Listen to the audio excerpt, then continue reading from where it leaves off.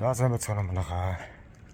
За өчтөр элчин сайдын ямаараад Монголоос их хурлын гишүүд ирж байгаа. Солонгост хард иргэдтэйгээ монголчуудтайгаа уулзах зохион байгуулах гэж байгаа гэсэн сургаар элчин сайдын ямаарлаа. За тэгээд Солонгост хар бор ажил хийдэг олон монголчуудаа төлөөлж олчиж байгаа гэдэг утгаараа ажлын хувцастай утсан. Тэрнээс элчин сайдын ямаа үл хүндэтгэсэн ч юм уу үл томсорсон байдлаар тийм ажлын хувцастай очиагүй байгаа шүү. Гэдгийг бас зөвөр ойлгосоо гэж бодож байна. Ааш алцгүй. Би сандраад ануушлаараа.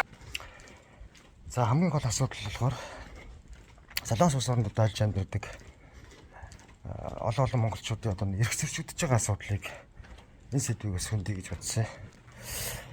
Тэр дундаа хараар алж амьдарч байгаа монголчуудыгаа анхааралтай аваач. Эдгээр монголчууд толгорж байгаа хэцүү асуудлууд маш их байна тий. Хэмжээгүй зүйлүүд зөндөө байна. Жишээлбэл хараар алж амьдарч байгаа монголчууд маань одоо даатгал байхгүй. Даатгалгүй улмаас одоо өндөр өртөгтэй эмнэлэг дээр очиж имжлүүлээд байх боломж хэцүү учраас ядаж Монгол улсын зүгээс тийм ээ. Улирал сардаа биш юмаа хэд жилдээ нэг удаа нэгдсэн журмаараа элчин сайдын яам дээр монголчуудынхаа нэг эрүүл мэндийн үзлэг шинжилгээнд бас үн төлбөргүй хамрагдуулах ч юм уу тиймэрхүү ажил зохион байгуулж хийж байгаа ч гэсэн хүслийг бас тавь гэж бодсон боловч тэр нэг ярах цаг хугацаа богино болохоор өлөвтэй бас ярьж амжсангүй. За тэгээд Солонгост одоо эрхэн зөрчигдөж байгаа олон хууль бусаар амьдарч байгаа монголчууд маань салын үлсээ авч чадахгүй ч юм уу ер нь янз бүрийн олон асуудал шалтгаанууд байгаа.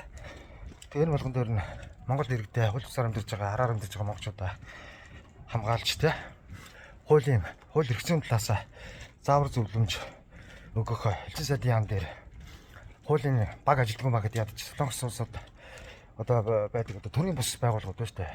Хүний эрхийн хороо ч юм уу төрийн бус одоо хуулийн ферм ч юм уу тэ эдгээр байгууллагуудтай уялдаа холбоотой нэгт хамтарч ажиллаад байна. Нэгэнт сайд дарга нартай уулзсных олон сэдвийг хөндөж яриа гэсэн боловч тэгээ цагандаа амжсанчгүй дээрэс нь бас олонний өмнө гараад сандарч юм аа.